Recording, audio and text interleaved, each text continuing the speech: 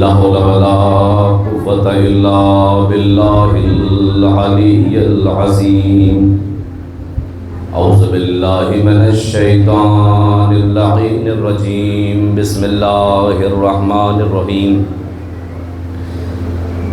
الحمد لله الذي لا يبلغ مدحته القائلون ولا يحصي نعماءه العادون ولا يؤدي حقه المجتهدون الذي لا يدركه بعد الهمم ولا يناله غوث الفتن الذي ليس لصفته حد محدود ولا وقت محدود ولا أجل ممدود فطر الخلائق بقدرته ونشر الرياح برحمته ووتد بالصخور ميدان أرض ثم الصلاة والسلام والتحية والإكرام على النبي الأمي المكي المدني القرشي الهاشمي الابتهامي مولانا ومولى الثقلين جد الحسنين بالقاسم محمد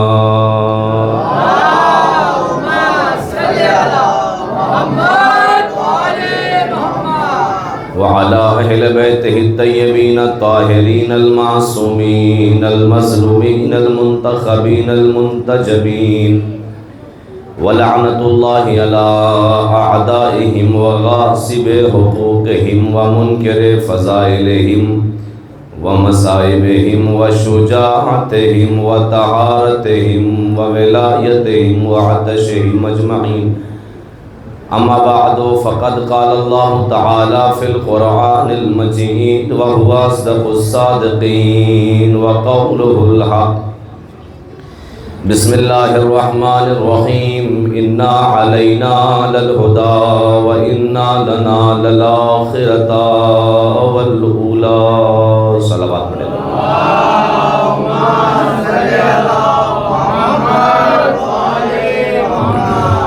حاضرین گرامی قدر، معزز سامعین کرام، خمسہ مجالس کی یہ میری آخری مجلس بارگاہ شہدائے کربلا علیہ السلام میں سماعت فرما رہے ہیں. پروردگار ہم سب کے نیک حاجتوں کو پورا فرمائے اور ہمارے گریوں کو، ہمارے پرسوں کو اور ہمارے آنسوؤں کو رومال زہرا سلام اللہ علیہ میں جگہ عنایت فرمائے. یقیناً پروردگار کہ جو نہایت رحیم اور کریم ہے، کہ جس نے ہر زمانے میں ہادی اور رہنما کا اہتمام کیا ہے. بات شروع کرنے سے پہلے گزارش ہے کہ آپ حضرات سے ایک دعا کی گزارش ہے. ایک معظمہ کے جو جن کو آپریشن ہوا ہے اور وہ سخت علیل ہیں اس وقت اور کنڈیشن صحیح نہیں ہے، آپ حضرات سے گزارش ہے کہ آپ ان کی صحت یابی کے لیے دعا فرمائیں. پروردگار انہیں بحق چہردہ معصومین علیہ السلام اور کربلا والوں کے صدقے میں شفائے کامل واجل عنایت فرمائے اور جو بیمار ہیں ان سب کو شفائے کامل واجل عطا فرمائے. جو پریشان حال ہیں ان سب کی پریشانیوں کو دور فرمائے. جہاں جہاں شیعہ حیدر کرار ہیں ان سب کی جان مال عزت و روح کی حفاظت فرمائے. اور سب سے دعاؤں میں خاص دعا یہ ہے کہ ہمارے حجت علیہ السلام کے ظہور میں تعجیل فرمائے.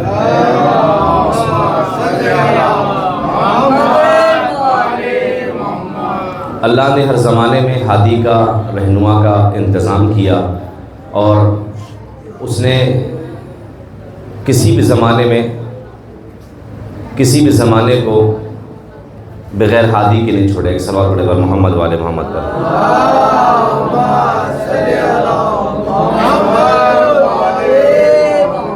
کیا سورہ فاتحہ؟ آپ حضرات سے ایک بار سورہ الحمد اور 3 بار سورہ توحید کی تلاوت فرما کر اختر علی ابن ولیاد علی کی روح کو اظہار فرماتے ہیں.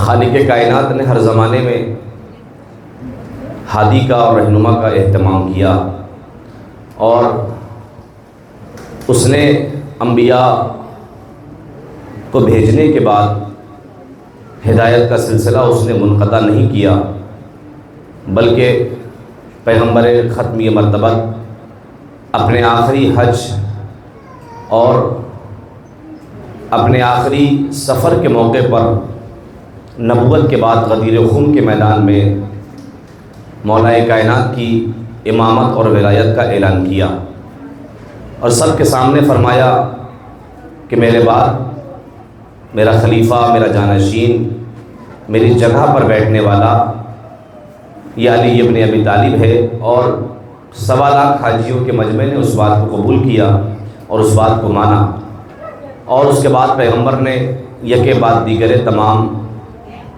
12 اماموں کا تعارف کروایا کہ ہمارے بعد یہ 12 امام ہادیان دین اور دین کو آگے بڑھانے والے ہوں گے اور دین کو پائے تکمیل تک پہنچانے والے ہوں گے۔ اور یہ امامت اور ولایت کا مسئلہ اتنا اہم تھا کہ اللہ نے باقاعدہ پیغمبر کو روک کے کہا کہ پیغمبر اگر یہ کام نہ کیا تو گویا اپنے زندگی کے کسی بھی کار تبلیغ کو انجام ہی نہیں دیا، اور اس کے بعد مولا کائنات کی ولایت کا اعلان کیا۔ اسی لیے کہتے ہیں کہ نبی کی جگہ پر وہ بیٹھے گا، نبی کی جگہ پر وہ آئے گا کہ جو نبی کی طریقے سے اس نظام کو آگے بڑھانے والا ہو اور اس نظام کو آگے لے کر چلنے والا ہو۔ یعنی ایک جملہ کہوں کہ نبی کی جگہ پر وہ بیٹھے گا کہ جو نبی کی طرح دیکھتا بھی ہوگا اور نبی کی طرح دکھتا بھی ہوگا۔ اس کے اندر یہ تمام صفات موجود ہونے چاہیے، تمام صفات پائے جانے چاہیے، اور اسی لیے پیغمبر اسلام نے تمام اپنے بعد آنے والے ہادیان دین کا تعارف کلنا محمد کہہ کے تعارف کروایا، اور فرمایا کہ ہمارا پہلا بھی محمد ہے، ہمارا اوسط بھی محمد ہے، ہم کل کے کل محمد ہے۔ یہاں کوئی فرق نہیں ہے، جو بات پہلے محمد کی ہے وہی بات دوسرے محمد کی ہے، جو بات دوسرے محمد کی ہے وہی بات تیسرے محمد کی ہے۔ یہاں امامت میں کوئی فرق نہیں ہے، ایسا نہیں ہے کہ پہلے امام نے کچھ کہا ہو اور دوسرے امام نے نعوذ باللہ اس کے اپوزٹ اور اس کے الٹا کوئی جملہ کہہ دیا ہو، ایسا نہیں ہے۔ جو بات پہلے محمد کی ہے وہ بات کلنا محمد کی ہے۔ کسی نے ہمارے 7ویں امام سے کہا مولا پیغمبر نے یہ کیوں فرمایا کہ ہمارا پہلا بھی محمد ہے، ہمارا دوسرا بھی محمد ہے، ہم سب کے سب محمد ہیں؟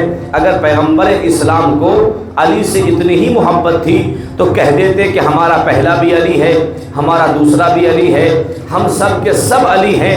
لیکن پیغمبر نے فرمایا کہ ہمارا پہلا بھی محمد ہے، ہمارا دوسرا بھی محمد ہے، اس کے بجائے کہہ دیتے کہ ہمارا پہلا بھی علی ہے۔ امام نے فرمایا اس لیے نہیں کہا کیونکہ جب دنیا والوں سے غدیر کا ایک علی برداشت نہ ہوا تو 12 کے 12 علی کہاں سے برداشت ہوگا؟ اس لیے نہیں کہا کیونکہ جب دنیا والوں سے غدیر کا ایک علی برداشت نہ ہوا تو 12 کے 12 علی کہاں سے برداشت ہوتے۔ لہذا پیغمبر اسلام نے اپنے بعد آنے والے ہادیان دین کا تعارف کروایا کیا کہ ہمارے بعد آنے والے کلنا محمد کی منزل میں ہیں، وہ سب کے سب محمد ہیں۔ تو اس کا مطلب یہ ہوا کہ اللہ نے اس پوری کائنات کو کس کے صدقے میں بنایا ہے؟ اپنے نبی کے صدقے میں۔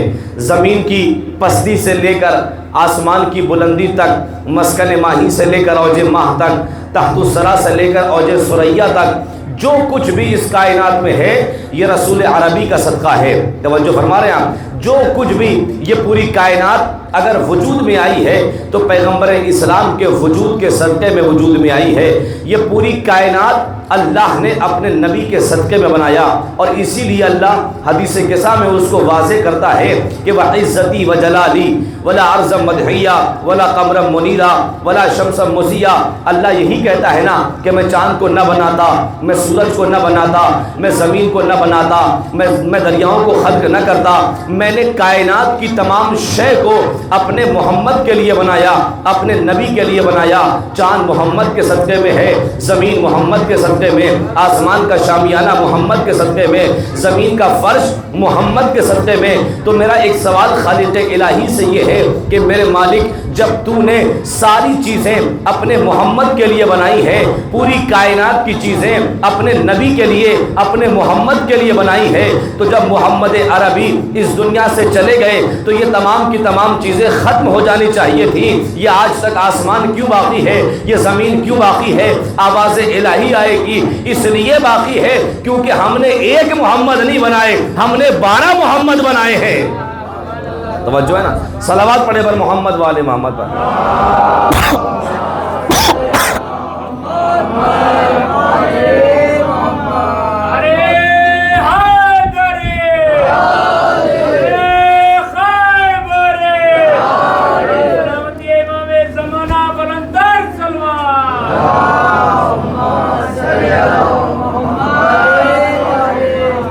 ہم نے ایک محمد نہیں بنائے، ہم نے 12 محمد بنائے ہیں۔ جب تک آخری محمد پردہ غیب میں رہے گا، یہ آسمان کا شامیانہ بھی باقی رہے گا، یہ زمین کا فرش بھی باقی رہے گا۔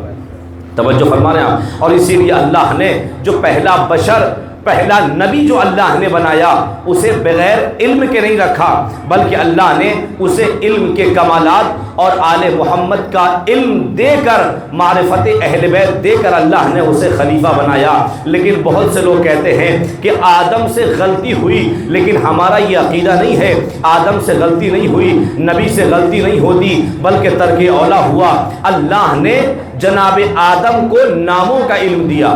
کیا کہا اللہ نے؟ وہ نام کیا تھے؟ علامہ سیوطی علیہ الرحمہ اور اس کے علاوہ دیگر تمام مفسرین نے لکھا کہ وہ نام کیا تھے؟ وہ نام یہ تھے: سألا بحق محمد وعلی والحسن والحسین تب علی انک انت التواب الرحیم۔ مالک تجھے محمد کا واسطہ، تجھے علی کا واسطہ، تجھے فاطمہ کا واسطہ، تجھے حسن کا واسطہ، تجھے حسین کا واسطہ۔ تو وہ کلمات کیا تھے؟ محمد کلمہ، علی کلمہ، محمد کلمہ، علی کلمہ۔ جو علی خود کلمہ ہو، اگر اس کا نام مجلسوں میں آ جائے تو پھر تعجب کی کیا بات ہو جائے گی؟ اگر اس کا نام اذانوں میں آ جائے تو پھر اس کا مطلب یہ ہے کہ انسان کو شک نہیں کرنا چاہیے محبت اہل بیت پر۔ وہ کلمات کیا تھے؟ محمد کلمہ، علی کلمہ، حسن کلمہ، حسین کلمہ۔ دیکھیں نبی نے فرمایا اِنَّا فاطمۃ سیدۃ للجنہ، کہ فاطمہ جنت کی عورتوں کی سردار ہے۔ نبی نے یہ نہیں کہا کہ فاطمہ جنتی ہیں، نبی نے نہیں کہا، فاطمہ جنت کی عورتوں کی سردار ہیں۔ اس کا مطلب یہ ہوا کہ کوئی بھی عورت کتنی بھی وی آئی پی کیوں نہ ہو، وہ فاطمہ کی غلامی کر کے جائے گی، حکمرانی کر کے نہیں جائے گی، ہے نا؟ کیا فرمایا؟ کہ فاطمہ جنت کی عورتوں کی سردار ہے۔ پھر آگے کیا فرمایا؟ الحسن والحسین سیدہ شباب اہل الجنہ، حسن و حسین جنت کے جوانوں کے سردار ہیں۔ اب نبی کی حدیث تو یہی ہے کہ حسن و حسین جنت کے جوانوں کے سردار ہیں، بوڑھوں کے سردار نہیں ہے۔ تو اس کا مطلب یہ ہوا کہ جنت میں کوئی بوڑھا نہیں جائے گا۔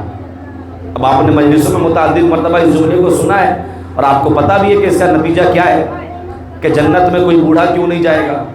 پوچھا گیا کہ یا نبی اللہ کہ جنت میں بوڑھا کیوں نہیں جائے گا؟ کہا کہ جنت جوانوں سے بھر جائے گی، جنت جوانوں کی سردار ہے۔ یہ حسن حسین جنت کے جوانوں کے سردار ہیں، بوڑھوں کے سردار نہیں ہے۔ جنت میں کوئی بوڑھا نہیں جائے گا۔ کہ کیوں؟ کہ اس لیے کہ مومن ہوگا، جنت کے دروازے پر پہنچے گا، جنت کی ہوا چلے گی۔ مومن ہوگا، بوڑھا ہوگا، جنت کے دروازے پر پہنچے گا، جنت کی ہوا چلے گی، سفید بال کالے ہو جائیں گے، سفید داڑھی کالی ہو جائے گی، اور جوان بن کے جنت میں جائے گا اگر مومن ہوگا تو۔ لیکن جوان ہوگا، منافق ہوگا، دشمن اہل بیت ہوگا، جہنم کے دروازے پر پہنچے گا، جہنم کی ہوا چلے گی، کالے بال سفید ہو جائیں گے، کالی داڑھی سفید ہو جائے گی، تو تو میں ایک جملہ یہاں پر یہ کہتا ہوں کہ اس میں گھبرانے کی کیا بات ہے کہ بوڑھوں کی سرداری وہاں ہوگی جہاں سارے بوڑھے ہوں گے. توجہ ہے, بوڑھوں کی سرداری وہاں ہوگی جہاں سارے بوڑھے ہوں گے. حسن و حسین جنت کے جوانوں کے سردار ہیں. اللہ قرآن مجید میں کہتا ہے ایتمع کل امرئ منہم ان یدخل جنت نعیم, کیا یہ میری پاک جنت میں جائے گا؟ کلا انا خلقناہم مما یعملون, یہ ہرگز میری پاک جنت میں نہیں جا سکتا. کیوں؟ اس لیے کہ یہ دیکھتا کیوں نہیں ہے کہ ہم نے اسے نجاست سے بنایا ہے. اب دیکھیے میں قرآن پڑھ رہا ہوں, میں اپنے قرآن مجید پڑھنے کا ذمہ دار ہوں, اس کے ٹرانسلیٹ کا ذمہ دار ہوں, اور آپ انشاءاللہ پہنچ جائیں گے تو انشاءاللہ بولیں گے. کیا فرمایا؟ ایتمع کل امرئ منہم ان یدخل جنت نعیم, کیا یہ میری پاک جنت میں جائے گا؟ میں بات کو یہاں پر روکتا ہوں. کیا فرمایا نبی نے کہ حسن حسین جنت کے جوانوں کے سردار ہیں, فاطمہ جنت کی عورتوں کے سردار, حسن حسین جنت کے جوانوں کے سردار, اور علی جنت چاہیے ہی نہیں. کیا کہا مالک الہی ما عبدتک خوفا من نارک ولا طمعا من جنتک, میرے مالک میں تیری عبادت جنت کی لالچ میں نہیں کرتا, جہنم کے خوف سے میں تیری عبادت نہیں کرتا. بل وجدتک اہلا للعبادہ فعبدتک, بلکہ میں نے تجھے عبادت کے لائق پایا تو میں نے تیری عبادت کی. بل وجدتک اہلا للعبادہ فعبدتک, بلکہ میں نے تجھے عبادت کے لائق پایا تو میں نے تیری عبادت کی. اس کا مطلب یہ ہوا کہ علی نااہل کو سجدہ نہیں کرتا, علی نااہل کو خدا نہیں مانتا, تو علی نے فیصلہ کر دیا کہ جو علی نااہل کو خدا نہیں مانتا وہ نااہل کو خلیفہ کیسے مان لیتا. صلوات پڑھنے پر محمد والے محمد.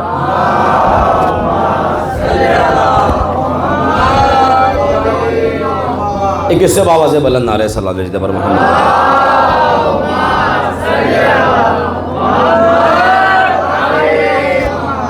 جو علی نااہل کو خدا نہیں مانتا, نااہل کو سجدہ نہیں کرتا, الہی ما عبدتک خوفا من نارک ولا طمعا من جنتک, میں تیری عبادت جہنم کے خوف سے نہیں کرتا, میں جنت کی لالچ میں تیری عبادت نہیں کرتا. بل وجدتک اہلا للعبادہ فعبدتک, بلکہ میں نے تجھے عبادت کے لائق پایا تو میں نے تیری عبادت کی. کیا فرمایا اللہ نے؟ ایتمع کل امرئ منہم ان یدخل جنت نعیم, کیا یہ میری پاک جنت میں جائے گا؟ کلا انا خلقناہم مما یعملون, یہ دیکھتا کیوں نہیں ہے کہ ہم نے اسے نجاست سے بنایا ہے. اس کا مطلب یہ ہوا کہ نجاست کی پیداوار جنت میں نہیں جا سکتا. اب مجھے نہیں پتا کہ آپ کیوں خاموش بیٹھے ہوئے ہیں, یا تو میں اپنی بات آپ تک نہیں پہنچا پا رہا. کیا کہا؟ کلا انا خلقناہم مما یعملون, یہ دیکھتا کیوں نہیں ہے کہ ہم نے اسے نجاست سے بنایا ہے. اس کا مطلب یہ ہوا کہ نجاست کی پیداوار جنت میں نہیں جا سکتا, تو جب نجاست کی پیداوار جنت میں جا نہیں سکتا تو جنت میں لے کیسے جائے گا؟ کلا انا خلقناہم مما یعملون, یہ دیکھتا کیوں نہیں کہ ہم نے اسے نجاست سے بنایا ہے. لیکن توجہ رکھیے گا, مجھے بات آپ کے حوالے کرنا ہے. یہ دیکھتا کیوں نہیں؟ کلا انا خلقناہم مما یعملون. اچھا کوئی کہے کہ مولانا آپ کیسی باتیں کر رہے ہیں, آپ کہہ رہے ہیں کہ نجاست کی پیداوار جنت میں نہیں جائے گا, تو ہم کس چیز سے بنے؟ خلق من ماء دافق, قرآن مجید کی آیت ہے خلق من ماء دافق, ہم بنے ہیں قطرہ نجس سے, اور آپ کہہ رہے ہیں کہ نجاست کی پیداوار جنت میں نہیں جا سکتا, تو ہم کس چیز سے بنے ہیں؟ بھئی قرآن تو یہی کہتا ہے نا خلق من ماء دافق, ہم بنے ہیں قطرہ نجس سے. مالک تو نے کہا نماز پڑھ جنت دوں گا, ہم نے نماز پڑھی. مالک تو نے کہا روزہ رکھ جنت دوں گا, ہم نے روزے رکھے. مالک تو نے کہا عبادت کر میں جنت دوں گا, میں نے عبادت کی, میں نے تمام چیزوں کو انجام دیا. اب تو کہہ رہا ہے کہ نجاست کی پیداوار جنت میں نہیں جائے گا. آواز الہی آئے گی خاموش ہو جا. میں نے کائنات میں کوئی نجس چیز ایسی نہیں بنائی ہے جس کا پاک کرنے والا موجود نہ ہو. دنیا کے پاس ایک بھی نہیں, ہمارے پاس 14 موجود ہیں. صلوات پڑھے پر محمد والے محمد پر.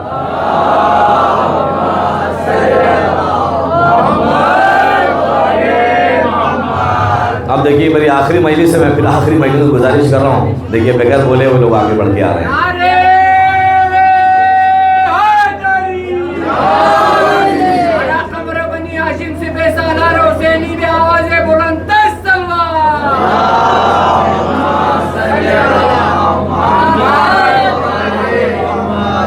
فرمانا خلق من ماء دافق، مالک ہم کس چیز سے بنے؟ کہ خاموش ہو جا، ہم نے کائنات میں کچھ نجس، ہم نے کائنات میں کوئی نجس ایسی نہیں بنائی سوائے کچھ چیزوں کو چھوڑ کے کہ جن کا پاک کرنے والا موجود نہ ہو۔ دنیا کے پاس ایک بھی نہیں ہے، ہمارے پاس 14 موجود ہیں۔ اب دیکھیں میں میں آیت سے بات کرتا ہوں یا روایت سے بات کرتا ہوں۔ دیکھیں نبی نے فرمایا کہ جب مولا کا چاہنے والا جنت کے دروازے پر پہنچے گا نا تو جنت کے کنڈے سے آواز آئے گی یا علی۔ اب دیکھیں میں فضائل پڑھنے کا عادی ہوں، فضائل پہ تعجب نہ کیا کرے۔ میں نے کہا میں یا تو آیت سے بات کرتا ہوں یا روایت سے بات کرتا ہوں، ہوا میں بات نہیں کرتا۔ نبی نے فرمایا جب مومن جنت کے دروازے پر پہنچے گا، مومن کی بات کر رہا ہوں، منافق کی بات نہیں کر رہا، جب مومن جنت کے دروازے پر پہنچے گا تو جنت کے کنڈے سے آواز آئے گی یا علی۔ کس سے آواز آئے گی؟ کنڈے سے آواز آئے گی۔ ایک جملہ پہنچاؤ، اس کا مطلب یہ ہوا کہ یا علی مدد کہنا جنت کے کنڈے کا مقدر ہے، کسی گنڈے کا مقدر نہیں ہے۔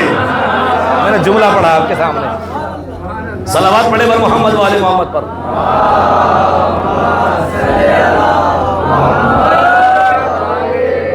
اب یہ ایک لفظی اور خطابتی جملہ ہے جو میں نے آپ کے سامنے استعمال کیا، لیکن جنت کے کنڈے سے آواز آئے گی۔ دیکھیے ہر چیز کو، اگر کوئی چیز نجس ہو جائے تو ہر چیز کو پانی پاک نہیں کرتے، ہر چیز کو پانی پاک نہیں کرتا۔ اگر کپڑے میں خون لگ جائے تو چلو پانی سے پاک کر لو، لیکن اگر جوتے کا تلا نجس ہو جائے تو کس چیز سے پاک ہوگا؟ کہ شریعت کا حکم ہے کہ مٹی پہ چلو وہ پاک ہو جائے گا۔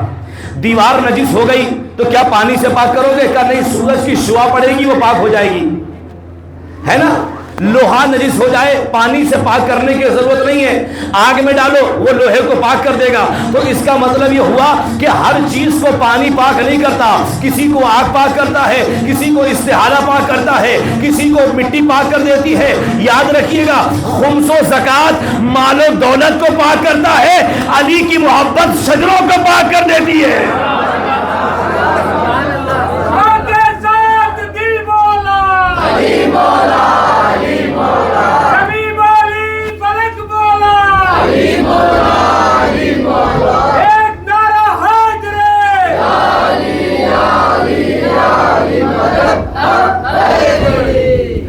علی کی محبت شجروں کو پاک کر دیتی ہے۔ یہ اہل بیت علیہ السلام کی محبت ہے، یقیناً یہ وہ محبت ہے کہ جس کی گواہی خود قرآن دے رہا ہے۔ اچھا میں آپ سے ایک جملہ کہتا ہوں، بہت شاید گہری بات ہو جائے، لیکن میں اپنے نوجوان بھائیوں سے گزارش کر رہا ہوں کہ وہ توجہ فرمائیں گے، بزرگوں سے معذرت کے ساتھ۔ دیکھیے آدم سے لے کر محمد تک اور علی سے لے کر مہدی تک صلوات اللہ علیہ،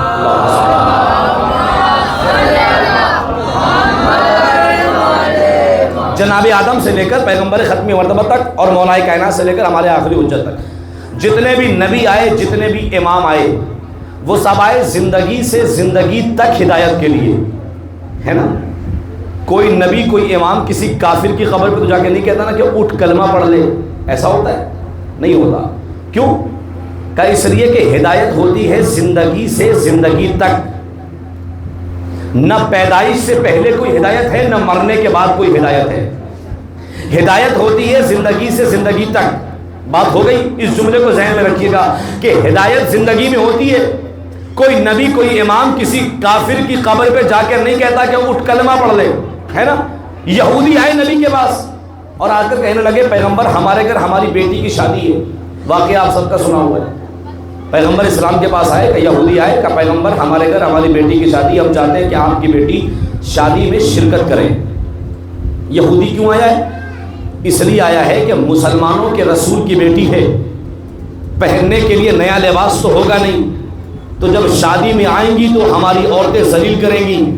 اب مجھے نہیں پتا کہ آپ اس جملے کو کیسے سنیں گے۔ یہودی آیا ہے نبی کی بیٹی کو ذلیل کرنے کے لیے، تو ہمیں پتہ چل گیا کہ نبی کی بیٹی کی توہین یہودی کرتا ہے۔ ہمیں پتہ چل گیا کہ نبی کی بیٹی کی توہین یہودی کرتا ہے۔ یہودی آئے کہ یا نبی اللہ، اے پیغمبر ہمارے گھر ہماری بیٹی کی شادی ہے، ہم چاہتے ہیں کہ آپ کی بیٹی شادی میں شریک ہو۔ کہا اچھا ٹھیک ہے۔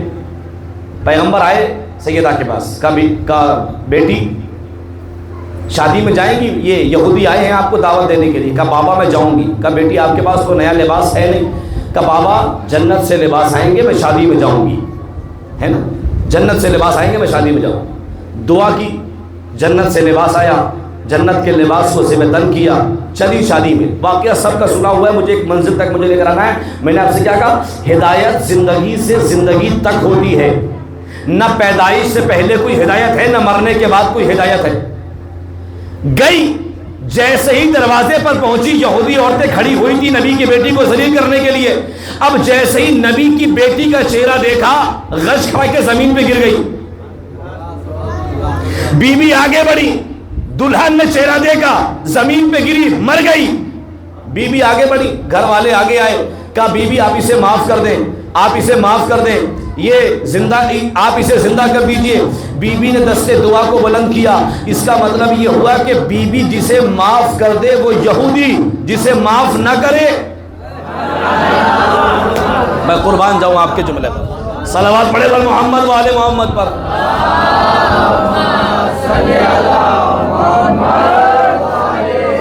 ایک اس سے بابا سے بلند نعرہ صلوات بھیجتے بر محمد و آل محمد.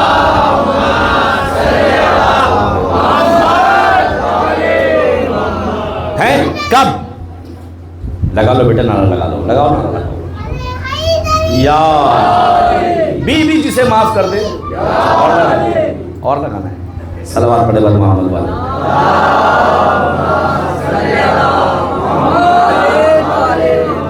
کب بی بی آپ اسے معاف کر دیں.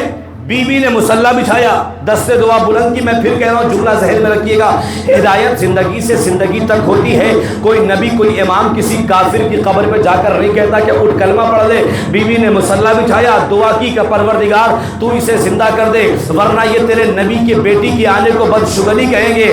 ابھی نبی کی بیٹی کی دعا پوری ہی نہیں ہوئی تھی کہ وہ یہودی عورت لا الہ الا اللہ محمد رسول اللہ کہتی ہوئی اٹھی. تو اب مجھے بتائیے، مری تھی کس عقیدے پر؟ مری تھی کافر نہ، اور زندہ ہوئی تو مسلمان. تو یہ ہدایت کہاں مل گئی؟ کہ عالم ارواح میں. اس کا مطلب یہ ہوا کہ جہاں انبیاء جا کر بھی ہدایت نہ کرے، وہاں سیدہ جا کے ہدایت کر دیتی ہے. صلوات پڑھے بر محمد و آل محمد پر.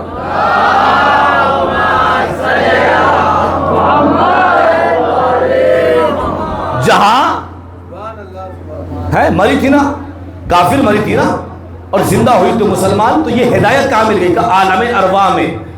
دنیا کہتی ہے کہ آپ ان کا نام مجلسوں میں کیوں لیتے ہیں، آپ ان سے کیوں مانگتے ہیں؟ شرک ہے، کفر ہے. اہل بیت سے نہیں مانگ سکتے، اہل بیت سے مانگنا شرک ہے، کفر ہے.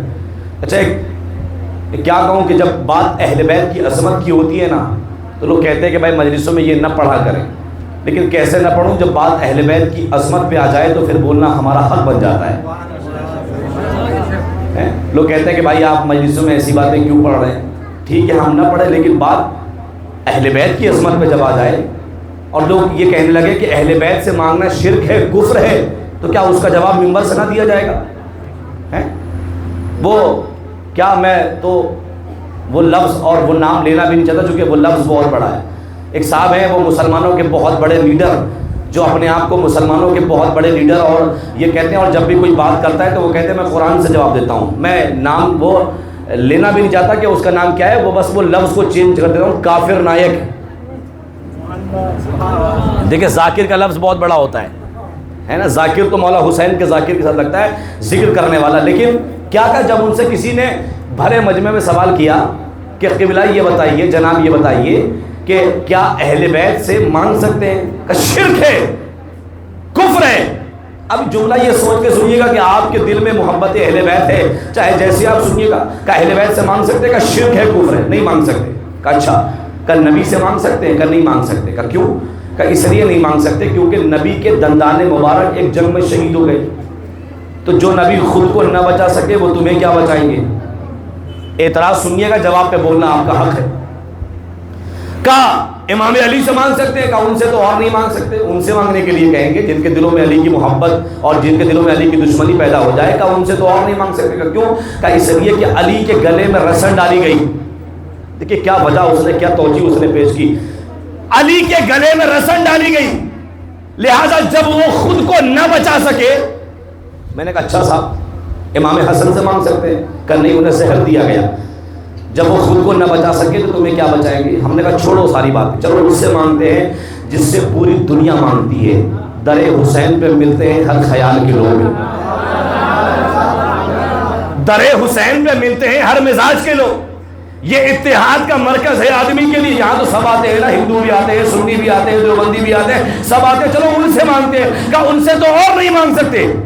کیوں؟ کہا اس لیے کہ وہ اپنے گھر والوں کے ساتھ کربلا میں مارے گئے، تو جب وہ خود کو نہ بچا سکے، یہاں تک اعتراض تھا، جہاں تک مجھے آپ کو لے کر آنا تھا، اب بولے نہ بولے یہ آپ کے دلوں میں اہل بیت کی محبت جانے۔ میں نے کہا کافر نائک صاحب آپ ٹھیک کہتے ہیں، آج کے بعد میں نبی سے نہیں مانگتا، امام علی سے نہیں مانگتا، امام حسن و حسین سے بھی نہیں مانگتا، لیکن جناب میرا ایک مشورہ ہے تمہارے لیے۔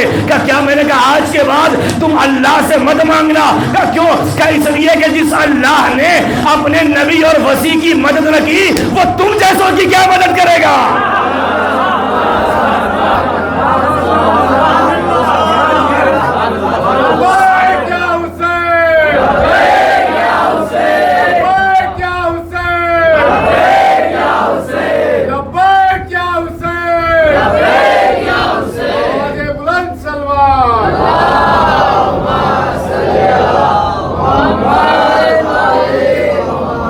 جس اللہ نے اپنے نبی اور وسیع کی مدد نہ کی ہو۔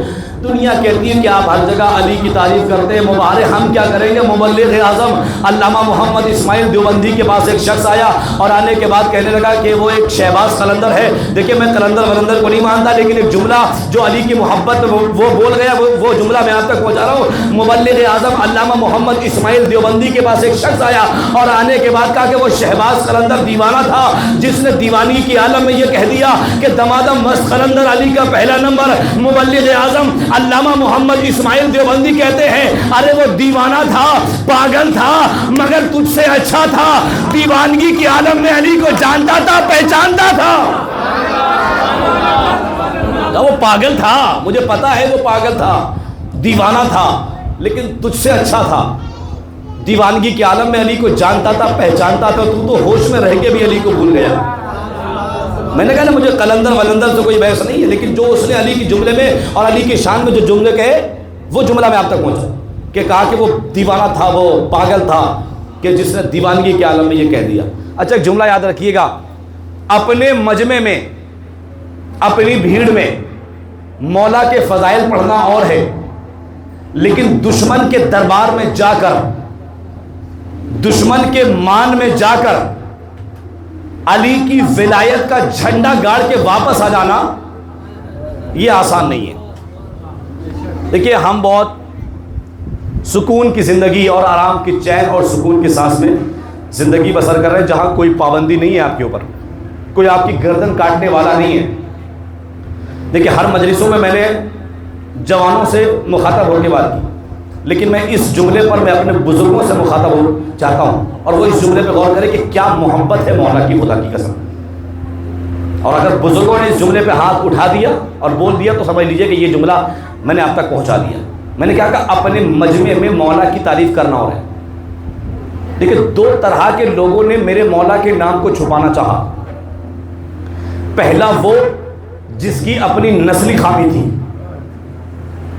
دوسرا وہ جو یہ سوچ رہا تھا کہ میں مولا کے نام کو چھپا کے بچ جاؤں گا۔ تعجب نہ کریں جو میں نے کہا نسلی خامی تھی، یہ اتنا آسان نہیں ہے جو مولا کے فضائل بیٹھ کے آپ سن رہے ہیں۔ 70 برس تک شام میں 70,000 ممبروں سے مولا پر سب و شتم کیا گیا ہے، مولا پر نازبہ الفاظ استعمال کیے گئے ہیں۔ اس جملے پر تعجب نہ کرو کہ جو مولا سے دشمنی وہی کرتا ہے جس کے دل میں نسلی خامی ہوتی ہے۔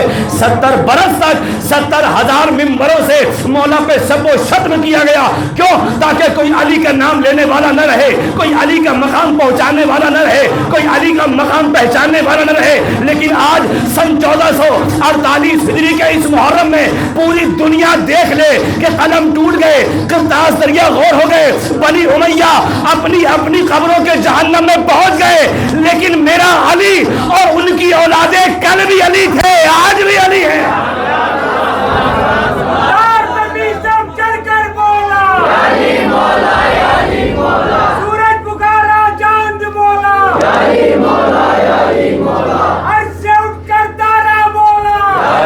سب مل کے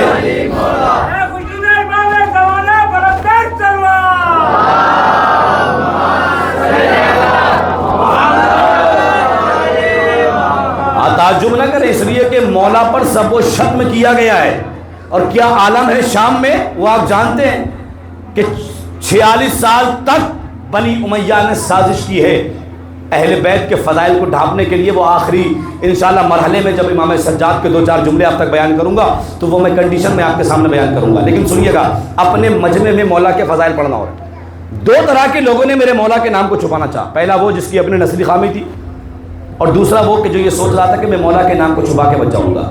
میں نے کیا کہا, اپنے مجمع میں اپنی بھیڑ میں مولا کی تعریف کرنا ہو رہا ہے.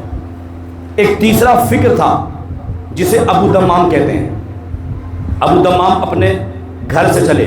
میں نے کیوں کہا بزرگوں سے کہ میں اس جملے پر بزرگوں سے مخاطب ہوں.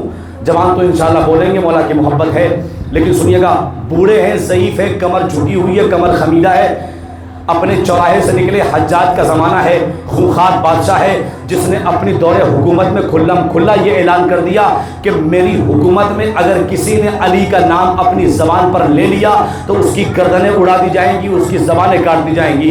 جس نے نام لے لیا وہ موت سے ہاتھ دھو بیٹھے گا. سنیے گا, وہ تیسرا فکر جسے ابو دمام کہتے ہیں, ضعیف ہے, بوڑھے ہیں, خوخار سپاہی کھڑے ہوئے ہیں, ہاتھوں میں ننگی ننگی تلواریں ہیں. چوراہے پہ آئے, سپاہیوں کو دیکھا حجاج کی, اور اس کی آنکھوں میں آنکھیں ڈال کے جملہ کا, العلی ما الحق والحق ما علی. نہیں, یہ تو میں نے ابھی شروعات کیا ہے. انشاءاللہ جہاں تک مجھے آپ کو لے کر آنا ہے نا, فضائل علی پہ تعجب نہ کیجئے گا, توجہ فرمائیے گا. کہا کہ خوخار سپاہی کھڑے ہوئے ہیں, علی کا نام لینا, مولا کا نام لینا جرم ہے. سپاہیوں کو دیکھ کے کہا العلی ما الحق والحق ما علی, علی حق کے ساتھ ہے, حق علی کے ساتھ ہے. سپاہی قریب آئے کہ تجھے پتا نہیں ہے کہ حاکم نے یہ اعلان کیا ہے کہ اس کی حکومت میں علی کا نام لینا جرم ہے. ایک مرتبہ ابو دمام کہتے ہیں, سپاہی سن, میں تیرے اس حاکم کی حکومت میں نہیں رہتا, میں اپنے سلطان علی کی حکومت میں رہتا ہوں. میں اپنے سلطان علی کی حکومت میں رہتا ہوں. کہا اچھا بولے گا؟ ہاں بولیں گے. کہ قیدی بنائیں گے؟ کہا بنا قیدی. قیدی بنایا, دربار لے کر پہنچے. حجاج نے کہا کون ہے؟ کہا سرکار یہ ابو دمام ہے. کہا اس کی خطا کیا ہے؟ کہا سرکار یہ آپ کے منع کرنے کے بعد بھی, اب جملہ ہے خدا کی قسم چاہے جیسے سنیے گا, میں پڑھ کے نکل جاؤں گا. کہا سرکار یہ آپ کے منع کرنے کے بعد بھی چوراہے پہ کھڑے ہو کے کہہ رہا تھا علی حق کے ساتھ. آخری مجلس ہے ہماری, حق علی کے ساتھ. حجاج نے کہا ابو دمام کیا تو نے میرے منع کرنے کے بعد بھی چوراہے پہ کھڑے ہو کے کہا ہے کہ حق علی کے ساتھ, علی حق کے ساتھ؟ ابو دمام کہتے حاکم سن, کچھ دیر پہلے چوراہے پہ کہا تھا, اب تیرے دربار میں کہہ رہا ہوں. اللہ اکبر. کچھ دیر پہلے چوراہے پہ کہا تھا, اب تیرے دربار میں کہہ رہا ہوں. حق علی کے ساتھ, علی حق کے ساتھ. میں نے کل ایک جملہ کہا تھا, آپ کو یاد ہے؟ آپ کے اٹھے ہوئے ہاتھ بولتی ہوئی زبانیں خطیب کے حق میں نہیں بولتی. آپ کسی خطیب کی تعریف نہیں کرتے. روایت آپ تک پہنچا رہا ہوں میں. مولا کی محبت ہوگی تو بولیے گا انشاءاللہ. حق علی کے ساتھ, علی حق کے ساتھ. کہا اچھا مانے گا نہیں؟ کہ نہ میں بدلا, نہ میرے آباؤ اجداد بدلے, میں مر جاؤں گا میری نسلیں کہیں گی حق علی کے ساتھ. کہ تجھے قیدی بناؤں گا. کہ بنا قیدی. قیدی بنایا, اور قیدی بنانے کے بعد کہا 80 کوڑے مارو. ضعیف ہیں, بوڑھے ہیں. جلاد آگے بڑھا, پہلا کوڑا مارا. ابو دمام نے کہا حق علی کے ساتھ, علی حق کے ساتھ. آپ خاموش بیٹھے کہ سنیے, میں انشاءاللہ جملہ آپ تک پہنچا کے نکل جاؤں گا. 80 کوڑے مارو. کوڑا مارتا گیا. ابو دمام کہتے کہ حق علی کے ساتھ, علی حق کے ساتھ. کمال یہ نہیں تھا کہ ابو دمام کہہ رہے تھے, جلاد نے دیکھا کہ 80 کوڑے مارنے کے بعد بھی ابو دمام کے لب ہل رہے ہیں. اپنے کانوں کو ابو دمام کے لبوں کے جب قریب کیا نا تو کانپتے ہوئے ہونٹوں سے ابو دمام وہی کہہ رہے تھے, علی حق کے ساتھ, حق علی کے ساتھ. کہ 80 کوڑے کھا چکا, تیرا مزاج نہ بدلا. کہ میں نے پہلے ہی کہا تھا, نہ میں بدلا, نہ میرے آباؤ اجداد بدلے. میں مر جاؤں گا, میری نسلیں کہیں گی حق علی کے ساتھ, علی حق کے ساتھ. اچھا کہا کہ حاکم سے کہا کہ 80 کوڑے کھا چکا, اس کا مزاج نہ بدلا. حاکم نے کہا اسے قتل کر دو. دربار میں مشیر تھے، مشورہ دینے والے تھے کہ سرکار بوڑھا ہے، کمر جھکی ہوئی ہے، کمر خمیدہ ہے، 80 کوڑے کھا چکا ہے، ہاتھ اٹھنے کے قابل نہیں ہے، پیر چلنے کے قابل نہیں ہے، کچھ دیر زندہ رہے گا، مر جائے گا، بہتر یہی ہے کہ اس کو اس کے گھر واپس کر دو۔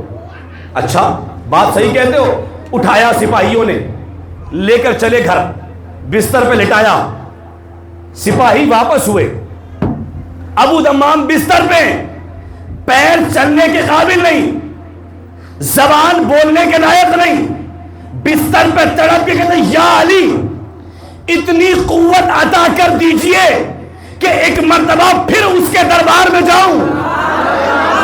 آپ جیے زندہ باد۔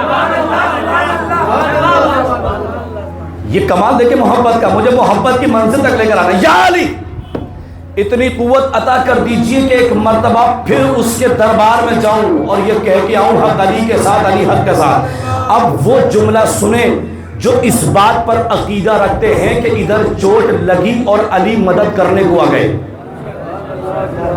ہے نا عقیدہ کہ جب ہمارا کوئی بچہ گرتا ہے تو اس کی زبان سے بے ساختہ جو ماؤں نے سکھایا ہوتا ہے گھٹی میں یا علی، فوراً اس کی زبان میں جملہ آتا ہے کہ یا علی اتنی قوت عطا کر دیجئے کہ ایک مرتبہ پھر اس کے دربار میں جاؤں، کوئی علی کو مدد کے لیے بلائے، علی نہ آئے۔ ابو دمام دعا کر ہی رہے تھے کہ سامنے علی کو دیکھا، میں قربان جاؤں آپ کی سماعت پر، دعا کر ہی رہے تھے کہ سامنے علی کو دیکھا، تڑپ کے یا علی اب آئے ہیں، کاش دربار ہی میں آ گئے ہوتے۔ علی نے کہا ابو دمام کاش تو نے مجھے دربار ہی میں بلایا ہوتا۔ یا علی اب آئے ہیں، اب اس کے آگے کے منزل جہاں تک مجھے آپ کو لے کر آنا ہے، یا علی اب آئے ہیں، کاش آپ دربار ہی میں آگے ہوتے، ابو دمام کاش تو نے مجھے دربار ہی میں بلایا ہوتا۔ اب کوئی شک نہ کرے گا جو فضائل کے جملے آپ تک پہنچا رہا ہوں۔ علی نے اپنے ید اللہ ہاتھوں سے ابو دمام کے جسموں پہ مس کیا، پیر چلنے کے قابل ہو گئے، زبان بولنے کے لائق ہو گئی۔ یا علی زندگی بھر احسان کیا، آج احسان کی انتہا ہو گئی۔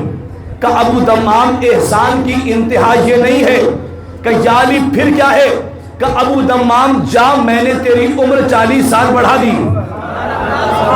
میں نے کہا نا کوئی شک نہ کرے جو میں فضائل کا جملہ آپ تک پہنچا رہا ہوں کہ یا علی زندگی بھر احسان کیا، آج احسان کی انتہا ہو گئی۔ کہ ابو دمام احسان کی انتہا یہ نہیں کہ یا علی پھر کیا ہے کہ جا، بس اس جملے کو یاد رکھیے گا اور اسی پر اس واقعے کو میں اینڈ کر رہا ہوں، ختم کر رہا ہوں۔ میں نے تیری عمر 40 سال بڑھا دی، اچھا ابو دمام چلتا ہوں، ادھر علی گھر چلے، میں پھر کہہ رہا ہوں جملے کو یاد رکھیے گا، جا میں نے تیری عمر 40 سال بڑھا دی، ادھر علی گھر چلے، ادھر ابو دمام چوراہے پہ گئے، سپاہیوں کو دیکھا، العلی مال حق والحق مالی، حق علی کے ساتھ، علی حق کے ساتھ۔ اچھا پڑھ میں بھی ویسے سکتا ہوں جیسے آپ سن رہے ہیں، بہت آرام سے میں جملہ آپ تک پہنچا سکتا ہوں، لیکن میں محنت کر رہا ہوں، میں اندر سے پورا پسینے میں شراب ہوں، تھوڑا سا آپ کو ساتھ دینا پڑے گا۔ کہ یا علی ادھر علی گھر چلے، چوراہے پہ گئے، علی حق کے ساتھ، حق علی کے ساتھ، سپاہی قریب آئے، کل تو ابو دمام تھا، آج کون آ گیا؟ کہ یہ وہی ہے جو کل تھا۔ کہ ابو دمام 80 کوڑے کھا چکے، تمہارا مزاج نہیں بدلا؟ کہ کل ہی کہا تھا نہ میں بدلا،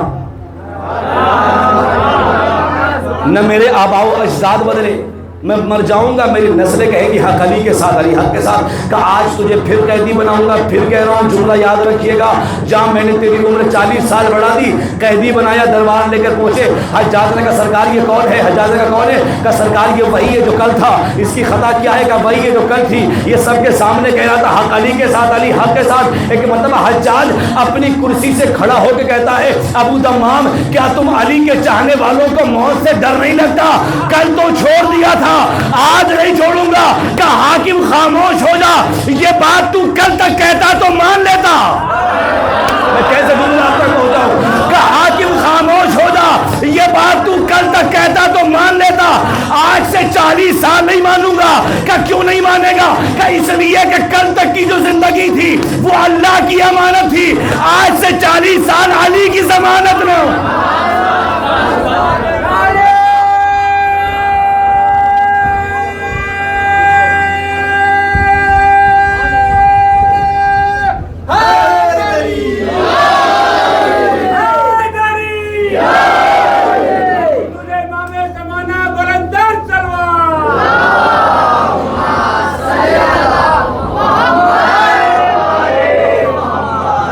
سے 40 سال نہیں مانتا. کہ کیوں نہیں مانے گا؟ کہ کل تک کی جو زندگی تھی وہ اللہ کی امانت تھی. آج سے 40 سال علی کی ضمانت ہے. لوگ کہتے ہیں نا کہ آپ تو ہر جگہ تعریف کرتے ہیں، ہر جگہ تعریف کرتے ہیں، اور دنیا کہتی ہے کہ ہم تو، آپ کہتے ہیں کہ شہید زندہ ہوتا اور ہم زندوں کا ماتم نہیں کرتے. اور ایک اعتراض تو آپ نے سنا ہی ہے، سوشل میڈیا سے لے کر دور دراز تک چلے جائیے، لوگ کہتے ہیں کہ تم نہیں مارا ہے، تم ہی آنسو بہا رہے. کہ صاحب اگر ہم نے مارا ہے اور ہم نے قتل کیا ہے تو ٹھیک ہے، تم بھی عورتوں اور بچوں کو لاؤ، ہم بھی عورتوں اور بچوں کو لاتے ہیں. تم بھی گھر والوں کو لے کر آؤ اور ہم بھی گھر والوں کو لے کے آتے ہیں. تم بھی امام حسین کی قاتل پہ لعنت بھیجو، ہم بھی لعنت بھیجتے ہیں. اور بیچ میں کسی منصف مزاج کو کھڑا کر کے کہتے ہیں کہ تو اپنے دھرم کی قسم کھا کے بتا، لعنت بھیجتے ہوئے میرا چہرہ اتر رہا ہے یا اس کا چہرہ اتر رہا ہے؟ سنیے گا، میں بتاؤں آپ کو ایک تاریخ میں، زمانے قدیم کی بات نہیں کر رہا میں، اس زمانے کی بات کر رہا ہوں، اور آج سے کچھ سال پہلے کی بات کر رہا ہوں. اور پوری دنیا کی نگاہوں نے، میڈیا نے بھی یہ منظر دیکھا.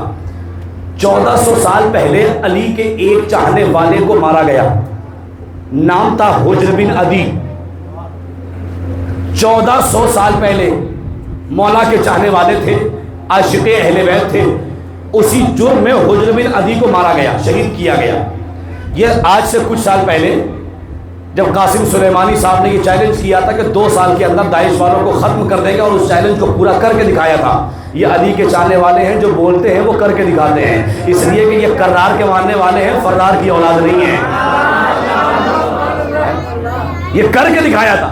اور داعش والے جب اس مقام پہ پہنچے کہ جہاں حجر بن عدی کی قبر تھی، کہ یہ بڑا دعویٰ کیا کرتے ہیں کہ علی کے چاہنے والے مرتے نہیں ہیں، ان کی باڈی جسم میں، ان کا جسم جو ہے وہ قبر میں خراب نہیں ہوتا، ان کی باڈی قبر میں خراب نہیں ہوتی. کہ چلو آج علی کے چاہنے والے کی لاش کو 1400 سال کھول کے دیکھتے ہیں. جملہ جیسے سنیں گے، میں زمانے قدیم کی بات نہیں کر رہا، میں اس زمانے کی بات کر رہا ہوں. 1400 سال پہلے جس علی کے چاہنے والے کو شہید کر کے قبر میں لٹایا تھا، 1400 سال کے بعد علی کے چاہنے والے کی قبر کو جب داعش والوں نے کھولا تو پوری دنیا کی نگاہوں نے یہ منظر دیکھا کہ حجر بن عدی کی لاش تر و تازہ نکلی. ایسا لگ رہا تھا کہ کسی نے ابھی دفن کیا ہو. جملہ میں نے پڑھ لیا، آپ نے سن لیا. ارے تم نے ایک علی کے چاہنے والے کی لاش کو 1400 سال کے بعد قبر سے کھود کے نکالا تو تم نے دیکھ لیا نا کہ لاش تر و تازہ نکلی. ارے ہم بھی تو یہی کہہ رہے ہیں، اگر ہمت ہے تو اپنے بھی کسی چاہنے والے کی لاش کو،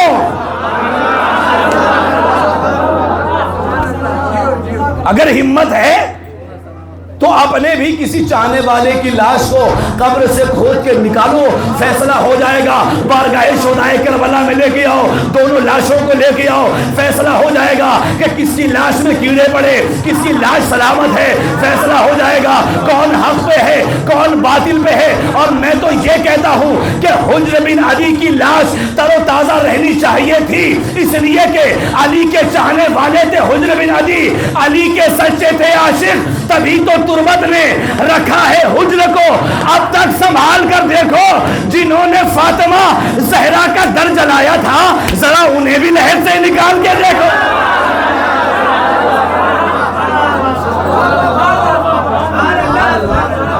صلوات پڑھے بر محمد.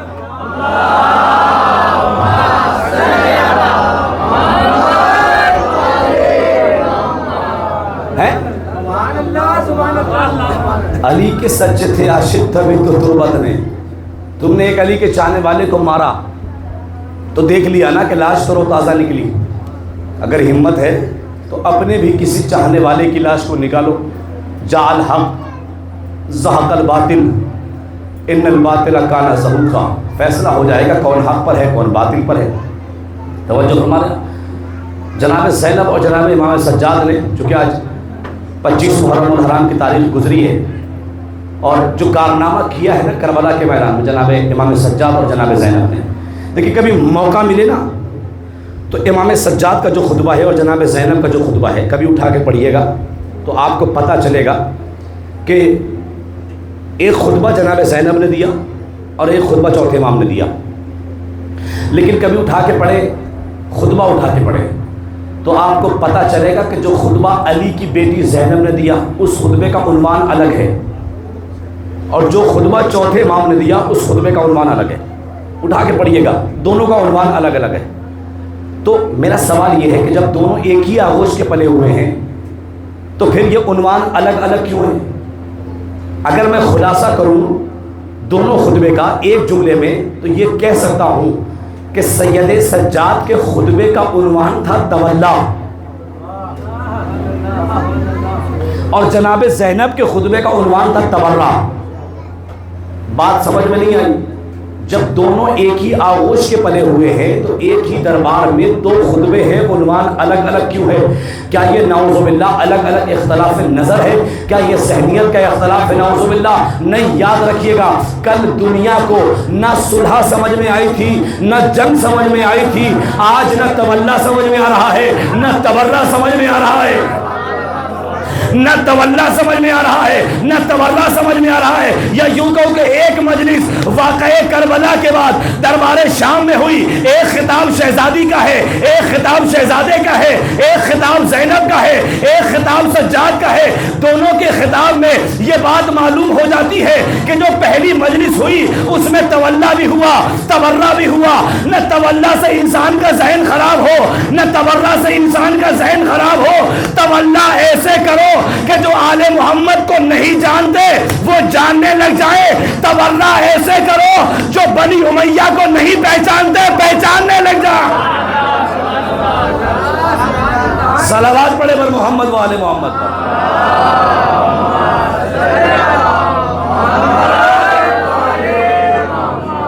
تولا ایسے کرو جو آل محمد کو نہیں جانتے وہ جاننے لگ جائیں. تبرہ ایسے کرو. امام سجاد، میں نے کیا کہا تھا، 46 سال تک بنی امیہ نے سازش کی ہے اہل بیت کے فضائل کو ڈھانپنے کے لیے. اور پتہ ہے آپ نے بہت پیار دے دیا، آپ کا شکریہ، لیکن ایک تاریخی پس منظر سنیے گا. جو بنی امیہ نے سازش کی ہے اہل بیت کے ساتھ، کیا کیے؟ 2 پردے تیار کیے. 2 پردے آل محمد کے فضائل پر پردے ڈالنے کے لیے ایک باریک چلمن بنائی گئی.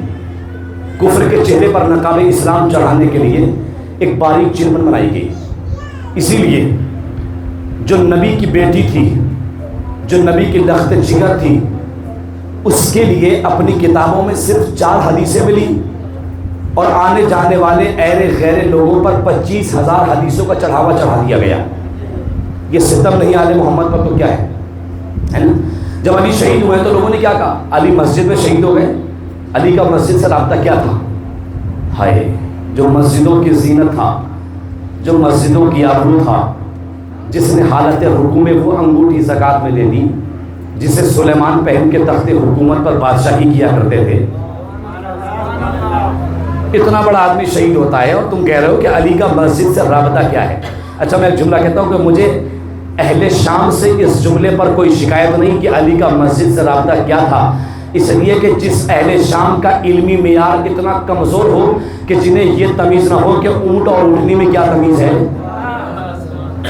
اگر وہ علی کے اور اولاد علی کے رشتے سے واقف نہیں ہے تو اس میں تعجب کی کیا بات ہے؟ چوتھے امام، قافلہ کربلا سے کوفہ، کوفے سے شام جا رہا ہے. ایک شخص مسجد سے نکلا اور اس نے امام کو دیکھ کے ایک جملہ کا نقل کفر کفر نباشد.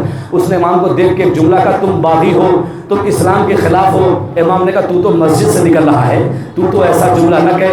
وہی جملہ جو 20 سال پہلے شامی پہلے علی سے کہہ رہا تھا، 20 سال کے بعد وہی جملہ شامی چوتھے علی سے کہتا ہے کہ آپ کا مسجد سے رابطہ کیا ہے. سنیے گا، پس منظر سنیے گا، انشاءاللہ فضائل تک میں بھی آؤں گا. آپ کا مسجد سے رابطہ کیا ہے؟ امام نے کہا تم نے آیت تطہیر پڑھی ہے؟ کہا مولا پڑھی ہے.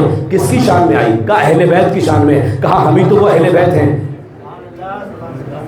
آئے مودت پڑھی ہے؟ ہاں مولا پڑھی. کس کی شان میں؟ کہا اہل بیت کی شان میں. سنیے گا، اہل حرم کا لٹا ہوا قافلہ جب دربار میں پہنچا تو امام نے کیا دیکھا کہ بنی امیہ کا بکا ہوا خطیب منبر پہ بیٹھ کے بنی امیہ کے فضائل کو بیان کر رہا ہے، بنی ہاشم کی برائی کو بیان کر رہا ہے. امام نے اسے للکار کے کہا او جھوٹے چپ ہو جا، منبر سے اتر جا. کمال یہ نہیں تھا کہ امام سجاد نے اس سے کیا کہا، کمال یہ تھا کہ وہ چپ بھی ہو گیا، منبر سے اتر بھی گیا. اب تھوڑا سا میرا ساتھ دیجیے گا، میں آخری بیان. وہ چپ بھی ہو گیا، ممبر سے اتر بھی گیا. آپ نے شاید جملے پہ غور نہیں کیا، امام سجاد نے اسے ممبر سے اتار کے اپنے بابا حسین کی سیرت کو دہرایا ہے. امام حسین نے بھی کسی ممبر پہ بیٹھنے والے سے یہی کہا تھا، یاد ہے تاریخ آج تک یاد ہے. امام حسین نے بھی یہی کہا تھا، اتر میرے باپ کے ممبر سے، یہی ہے نا، اتر میرے بابا کے ممبر سے نہیں. یہ جملہ ادھورا ہے. جانتے مکمل جملہ کیا ہے؟ میرے باپ کے ممبر سے اتر، اور تیرے باپ کا کوئی ممبر ہے تو اس پہ جا کے بیٹھ. نہیں، جملے پہ غور نہیں کیا. اب میرے بابا کے ممبر سے اتر اور تیرے باپ کا ممبر کوئی ہے تو اس پر جا کے بیٹھ. یعنی امام حسین نے ممبر پہ بیٹھنے والوں کو دو ذمہ داریاں دی. پہلے جا کے اپنا باپ ڈھونڈ، پھر اپنے باپ کا ممبر ڈھونڈ. صلوات پڑھے بس محمد والے محمد پر.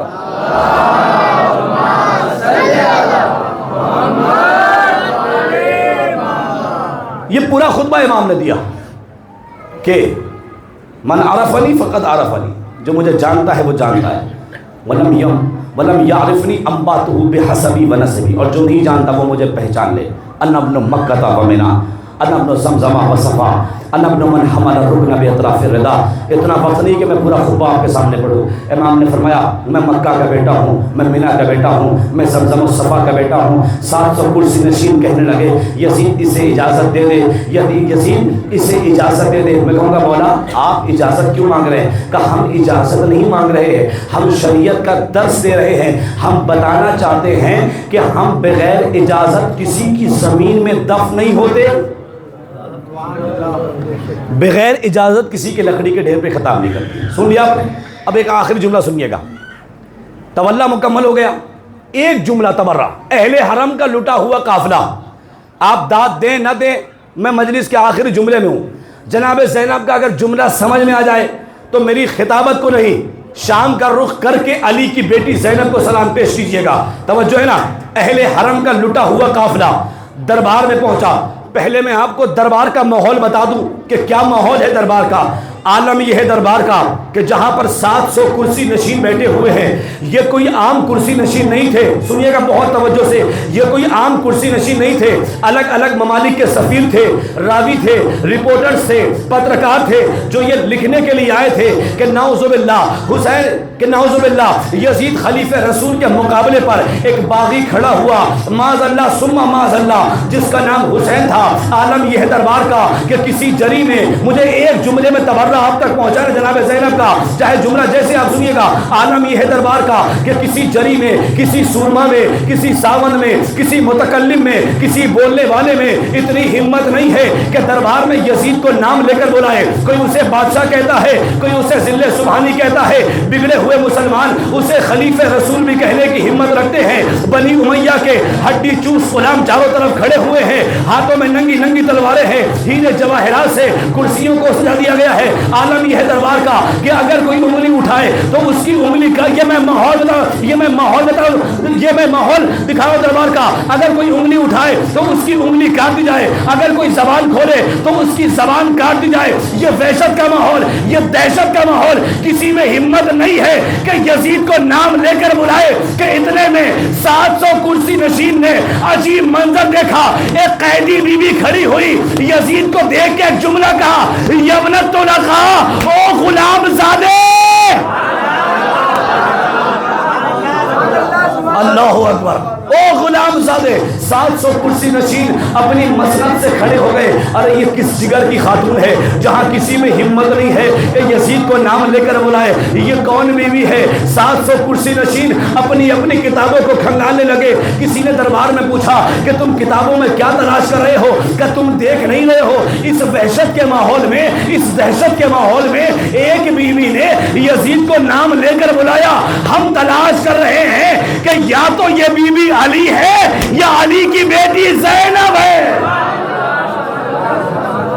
ہم تلاش کر رہے ہیں. کہ یا تو یہ بی بی علی ہے یا علی کی بیٹی زینب ہے۔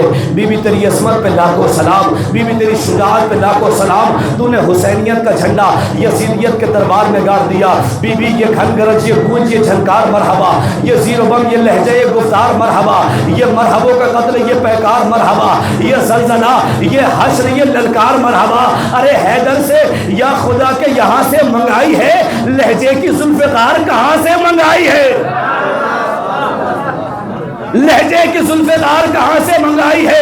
بی بی تیری شجاعت پہ لاکھوں سلام، امڑے ہوئے ہجوم کو بے جان کر دیا، بازار کو جہاد کا میدان کر دیا، تاریخ ہست و بود کو حیران کر دیا، تقریر سے دمشق کو ویران کر دیا۔ ارے ڈنکے بجا بجا کے حیات شہید کے دفنا دیا یزید کو گھر میں یزید کے۔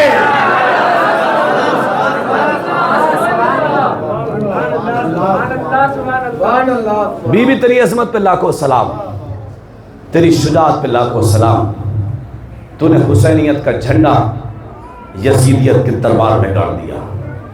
بی بی کہتے ہیں دکھلاؤں کر بندے ہوئے ہاتھوں کا اقتدار، توڑوں بس ایک آن میں خیبر ہزار بار، جذبے وفا شعار ہیں دل فاطمہ وقار، پوچھو نہ ابو تراب کی بیٹی کا اختیار، گر بازوؤں کے زور کی ادنا مثال دوں، ساتوں طبق زمین کے فلک پر اچھال دوں۔ یہ ولولہ، یہ جوش 700 کرسی نشین کہتے ہیں کہ یہ کوئی عام بی بی نہیں ہے، یا تو یہ بی بی علی ہے یا علی کی بیٹی زینب ہے۔ پتہ ہے بابزہ، جب اہل حرم کا لٹا ہوا قافلہ کوفہ اور شام کے بازار سے گزارا جا رہا تھا نا، یہ شجاعت جناب زینب ہے، اور بی بی اتنی بہادر تھی خدا کی قسم کہ امام حسین کی شہادت کے بعد خود قافلے کی نگہبان بن گئی، خود قافلے کی نگہدار بن گئی۔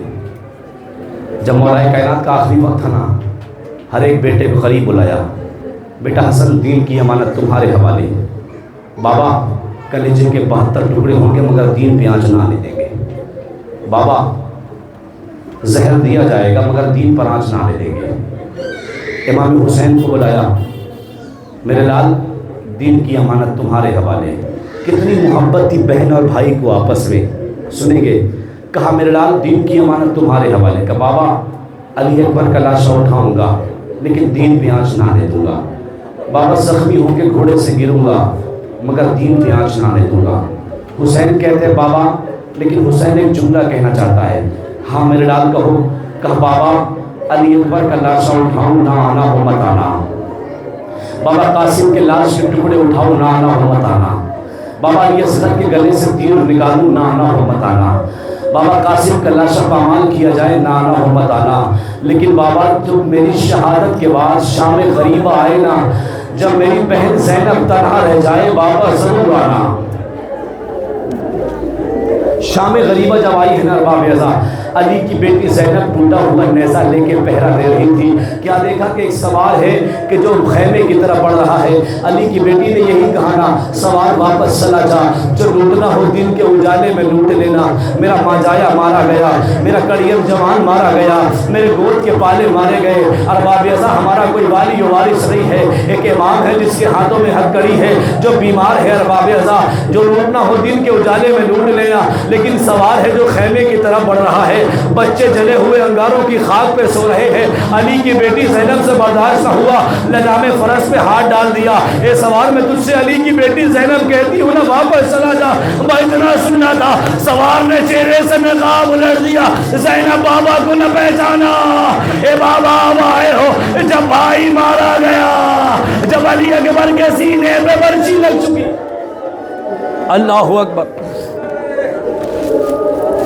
خدا کوئی غم نہ دے سوائے غم شہدائے کربلا کے۔ جانتے ہیں ارباب اعضا، جانتے ہیں ارباب اعضا، جناب زینب کی بے کسی سنے گی۔ زینب نے کربلا میں اپنے بچوں کا ماتم نہیں کیا، جب بھی روئی نہ اپنے ماجائے حسین کو روئی۔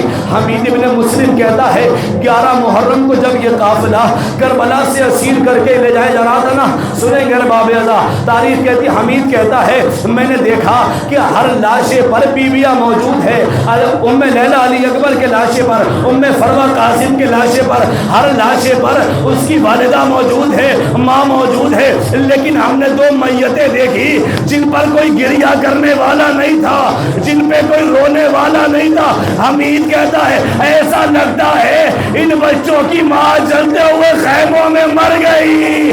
زینب نے کہا حمید ایسا نہ کہ میں ان بچوں کی ماں زینب اپنے ماں جائے کا ماتم کروں۔ اللہ اکبر۔ خدا آپ کو کوئی غم نہ دے سوائے غم شہدائے کربلا کے۔ سنیں گے جب یہ قافلہ کربلا سے اسیر کر کے کوفہ و شام کے بازار میں لے جایا جا رہا تھا نا، زینب نے کربلا میں سب کا ماتم کیا ہے۔ آج آپ کو جناب زینب کو پرسہ دینا ہے ارباب اعلیٰ۔ سنیں گے جب یہ قافلہ کربلا سے کوفہ و شام کے بازار میں جا رہا تھا نا، جب یہ قافلہ شام کے بازار میں پہنچا ہے نا، کسی ملونہ کے کہنے پر اس کے بچے نے ایک پتھر اٹھایا، علی کی بیٹی زینب کے سر پہ مارا۔ اللہ جانے مصائب یہ جملہ فکر آپ نے کیسے سنا؟ اس ملونہ کے کہنے پر اس کے بچے نے پتھر اٹھایا، علی کی بیٹی زینب کے سر میں مارا، خون کا فوارہ جاری ہوا۔ زینب کی نگاہ دو کٹے ہوئے سروں پہ پڑی۔ اے میرے لال، کاش تم زندہ ہوتے تو اپنی ماں کی بے کسی کو دیکھتے۔ اللہ اکبر۔ کاش تم زندہ ہوتے تو اپنی ماں کی بے کسی کو دیکھتے۔ جانتے ہیں نا ارباب اعلیٰ، اسی لیے حسین، اسی لیے عباس کا سر لوگے نیزہ پہ نہیں ٹکتا تھا۔ جب جب لعین نیزے پہ بلند کرتے تھے نا، سر عباس نیزے پہ نہیں ٹکتا تھا۔ جانتے راوی کہتا ہے زید بن ارقم جو چوتھے امام کے چاہنے والے ہیں، امام کے قریب آئے، ہاتھوں کو جوڑ کے کہا مولا نیزے پہ علی اکبر کا سر دیکھا، قاسم کا سر دیکھا اور محمد کا سر دیکھا، لیکن مولا سجاد آپ کے چچا کا سر نظر نہیں آتا۔ سید سجاد ہاتھ کری بیڑی کو سنبھالے ہوئے، اے زید وہ دیکھ گھوڑے کے گلے میں میرے چچا کا سر، جب جب نہیں نیزے پہ بلند کرتے میرے چچا کا سر نیزے پہ نہیں۔ ارباب اعلیٰ خدا تمہیں کوئی غم نہ دے سوائے غم شہدائے کربلا کے۔ بس مجھے دو جملے مسائل کے پڑھ رہے ہیں۔ جانتے جب قافلہ مدینے سے نکل رہا تھا نا، جب بیویاں محمل پہ سوار ہو رہی تھی، حسین نے مسند بچھائی اور مسند بچھانے کے بعد ایک مرتبہ ساری بیویاں محمل پہ سوار ہو رہی ہیں۔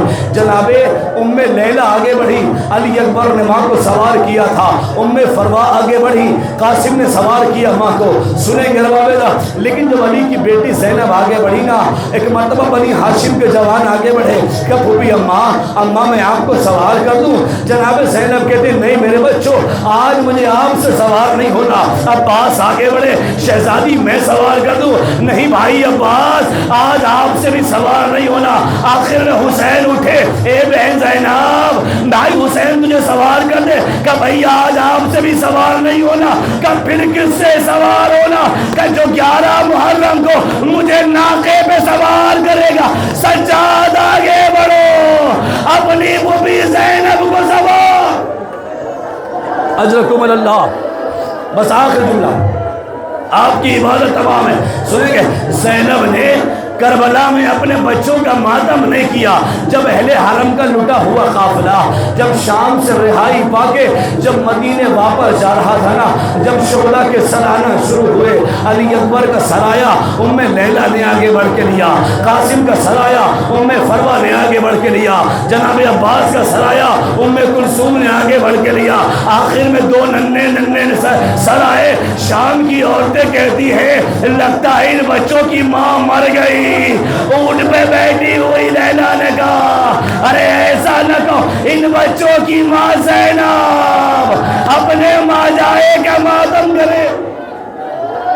ارباب بس میں نے مجلس تمام کر دی، میں آپ کے آنسو کو خشک نہیں کرنا چاہتا۔ سنیں گے جب بشیر مدینے پہنچا ہے نا، بشیر نے مدینے کی گلیوں میں آواز دینا شروع کی، قد قتل الحسین بکربلا، قد ذبح الحسین بکربلا، حسین کربلا میں شہید کر دیے گئے۔ ایک معصمہ گھر سے باہر نکلی، اس نے بشیر کا چہرہ دیکھا، معصمہ کی کمر خمیدہ ہے، ایک مطلب بشیر کا چہرہ دیکھا، اے بشیر کیا کہا تو نے؟ حسین شہید کر دیے گئے۔ مدینے میں بہت سے حسین رہتے ہیں، بتا کون سا حسین مارا گیا؟ کہ شہزادی ام المؤمنین علی کا لال مارا گیا، زہرا کا لخت جگر مارا گیا۔ ام المؤمنین کہتی ہے اے بشیر اتنا بتا دے میرا عباس کہاں تھا؟ اے شہزادی عباس کے بازو دریا کے کنارے غنم ہو گئے۔ اے بشیر اتنا بھی بتا دے جب کوئی بلندی سے گرتا ہے پہلے ہاتھ زمین میں رکھتا ہے۔ اے شہزادی عباس کے ہاتھ نہ تھے، علی کا لال منہ کے بل زمین پہ گرا۔ ام المؤمنین زمین مدینہ پہ بیٹھ گئی۔ اے بشیر سمجھ گئی میرا اکبر بھی مارا گیا، میرا حسین بھی مارا۔ سیعلم الذین ظلموا ای منقلب ینقلبون انا للہ و انا الیہ راجعون رضا بقضائہ و تسلیما لامرہ۔